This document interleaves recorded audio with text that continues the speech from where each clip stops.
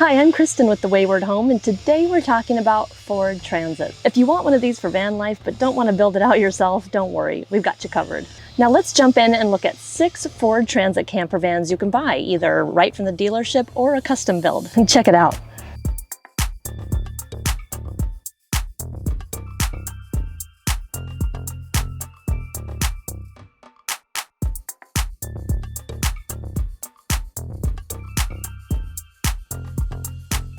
So now we're quickly going to talk about the positives and the negatives of a Ford Transit camper van. Here's positive number 1. Ford Transit vans are cheaper. They're easier to fix. You don't need any special parts or to go to a specialized mechanic. Just take it to any mechanic and you'll be covered.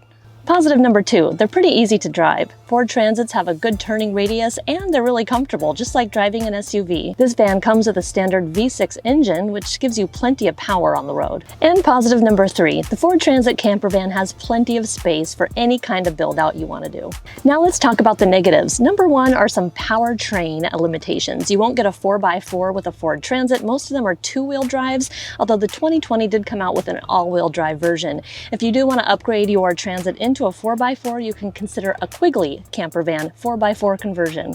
Negative number 2, Ford Transits definitely have a smaller payload than something like a Mercedes Sprinter. That means you won't be able to pack as much heavy gear inside of a Ford Transit. So negative number 3, mostly gas engines. Now Ford Transits, if you're looking for a used one, you'll probably find one with a gas engine. Ford only started putting diesel engines in 2020 Ford Transits. I hope you enjoyed this quick overview about Ford Transit camper vans. Below you'll find a couple of links. One of them is Sprinter versus Transit if you're trying to decide, and the other one just goes more in depth into the kinds of Ford Transits you can buy for van life. Make sure you like and subscribe to my channel, and we'll see you next time.